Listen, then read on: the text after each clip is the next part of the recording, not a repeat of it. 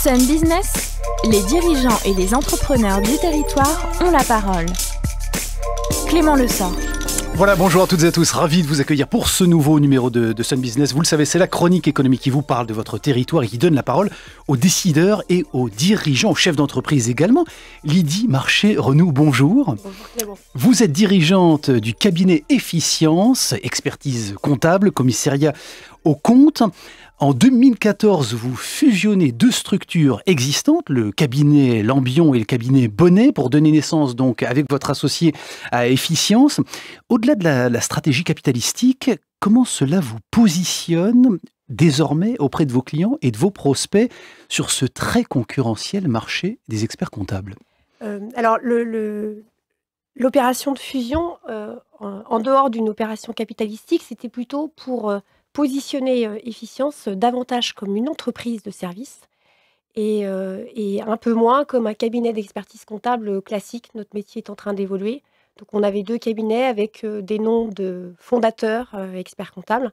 Et là, on voulait regrouper l'ensemble, avoir un nom plus commun, pas propre seulement aux signataires, et ouvrir notre offre aussi de services, c'est-à-dire pas forcément se placer sur l'expertise comptable pure et répondre indirectement aux obligations fiscales et sociales, mais davantage s'interroger sur la problématique et les besoins au quotidien des créateurs d'entreprises. Alors justement, vos métiers historiques, votre cœur d'activité, ça reste quand même la certification des comptes à travers vos activités d'audit et de commissariat aux comptes, de répondre, vous l'avez dit, aux obligations légales, sociales et fiscales des dirigeants de TPE, PME. Vous ouvrez donc cette valeur conseil, on va en parler, vous développez donc cette activité de conseil et d'accompagnement. C'est quoi? C'est une évolution logique, naturelle ou surtout indispensable pour garantir votre pérennité? J'ai envie de dire les deux, mon capitaine. C'est-à-dire qu'il y a certes le volet technique qui est un passage obligé. Il faut que les comptes soient bien établis, il faut que les bulletins de salaire soient conformes avec la législation. Mais aujourd'hui, pour les dirigeants, ça ne suffit pas. Et donc, avec Stéphane Gauthier, mon associé, on s'est interrogé à comment aider concrètement au quotidien nos entrepreneurs. Et nous-mêmes, avec cette nouvelle formule d'entreprise, eh bien, on était confrontés aux mêmes problématiques, des problématiques de recrutement, des problématiques d'indicateurs de gestion. Donc, transmettre le bilan, transmettre un grand livre, ça ne suffit pas. Et c'est tout à fait normal. Donc, essayer de réfléchir à quelle information on peut leur transmettre. Donc, notre métier évolue. Donc, pour répondre à des obligations, enfin, plutôt des demandes d'entrepreneurs. Et puis aussi, il faut reconnaître, pour attirer des nouveaux collaborateurs. Notre métier, si vous regardez un petit peu des vidéos ou vous faites des recherches sur l'expertise comptable, il faut être honnête, c'est pas très très sexy. Alors que notre métier est, enfin en tout cas pour ma part, est un métier passionnant, est un métier de rencontre, est un métier pour les curieux. C'est-à-dire ça nous permet de rencontrer des dirigeants de quelle que soit la taille d'ailleurs, de les accompagner, de leur donner le courage d'entreprendre. Et là, pour ma part, enfin, on est convaincus qu'on a un rôle à jouer dans le territoire par rapport au développement des entreprises.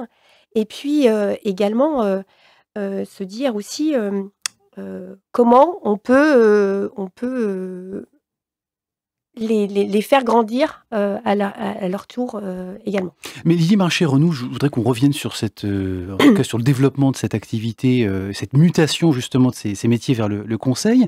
On est dans un environnement qui est relativement favorable à cette dynamique, avec une confiance de la part des chefs d'entreprise, un gros potentiel effectivement sur ce marché-là, une réglementation aussi étatique qui est bien plus claire dans cette direction-là. Pourquoi le conseil a du mal à décoller au sein des cabinets de manière générale, sur la part notamment du chiffre d'affaires que ça représente dans vos activités? Parce qu'on a un cursus profondément technique. C'est dans notre cursus, le diplôme d'expertise comptable, on va davantage vous apprendre à établir correctement une liasse fiscale, les opérations de fusion, la technicité par rapport au bulletin de salaire. Et on va moins apprendre aux futurs experts comptables à se dire, à gérer la relation client, à écouter le client. Et puis le conseil, on sort de notre zone de confort. la comptabilité, contrairement à ce que certains pensent, c'est quelque chose de très simple. Une écriture doit tout le temps être équilibrée, c'est très formé, très formalisé. Donc on sait, si on fait correctement ou pas les choses. Le conseil, chaque mission peut être différente en fonction de la relation qu'on a avec le client, en fonction de l'entreprise. Et là, c'est s'adapter en permanence sur une population qui est, davantage, technique, des techniciens. Et Mais ça donc veut dire que c'est le client n'est plus à la recherche uniquement d'une validation comptable ou réglementaire et fiscale notamment, mais plutôt d'un panel d'outils qui lui permettent de gérer au mieux son entreprise au quotidien. C'est ça qu'il attend de vous concrètement aujourd'hui?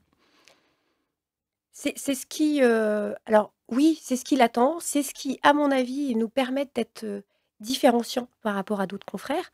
Aujourd'hui, les logiciels, qui existent sur les marchés, Mmh. qui sont accessibles aux TPE, peuvent très bien leur sortir un bilan et un compte de résultat.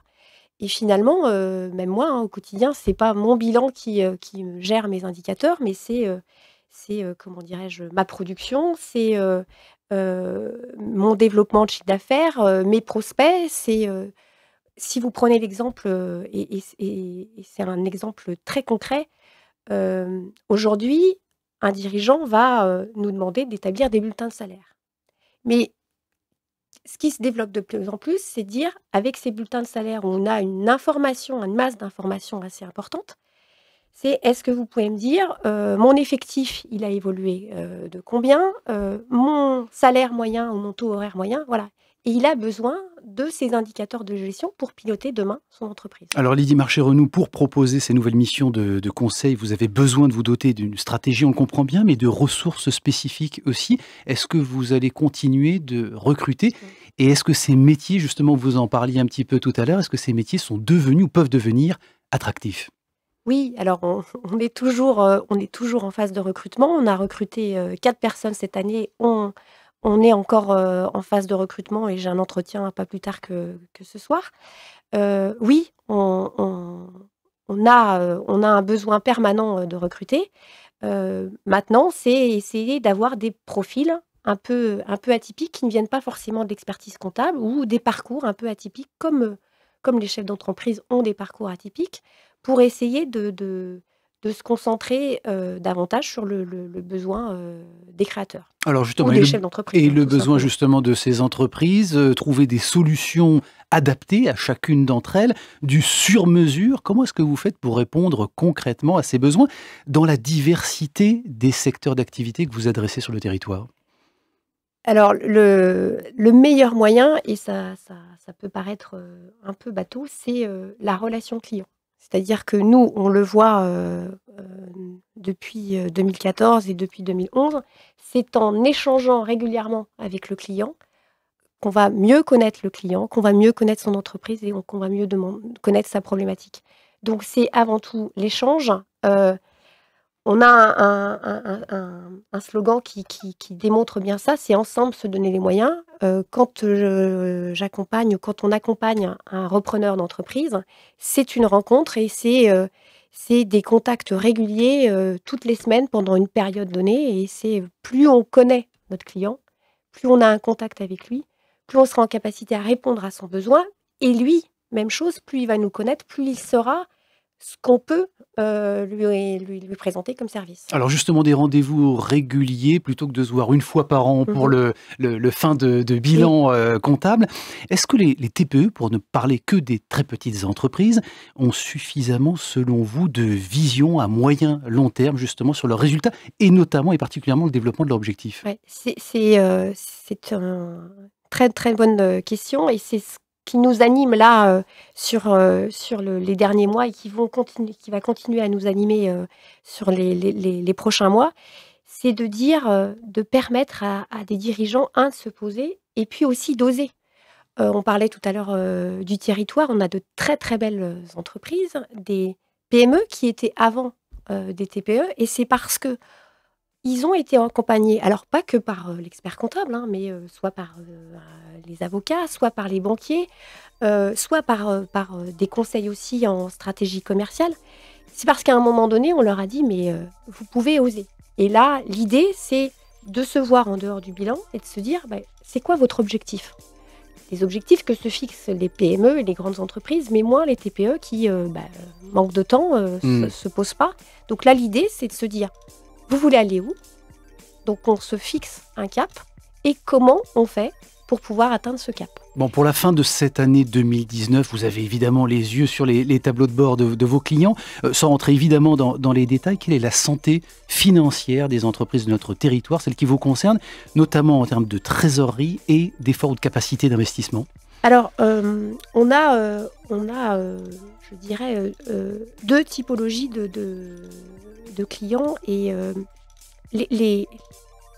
les entreprises de services et même dans l'industrie aussi fonctionnent plutôt bien, se développent plutôt bien.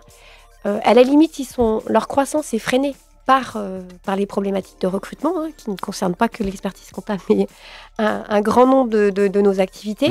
Et donc là, à la limite, ils ne vont pas aussi vite qu'ils voudraient. Et puis, on a, parce que ça fait partie aussi de notre clientèle, des TPE, des commerçants qui ont souffert l'année dernière, l'hiver dernier, et qui souffrent encore, et qui ont des vraies problématiques de trésorerie et qu'il va falloir accompagner. Donc c'est deux niveaux d'entreprise avec une santé différente. Également. Lydie Marché-Renaud, merci d'avoir accepté notre invitation. Je rappelle que vous êtes dirigeante du cabinet Efficience. Merci d'avoir été dans nos studios. Je vous précise que vous pouvez évidemment retrouver cette chronique sur l'application mySun que vous avez forcément téléchargée sur vos appareils, sur les players de la radio également.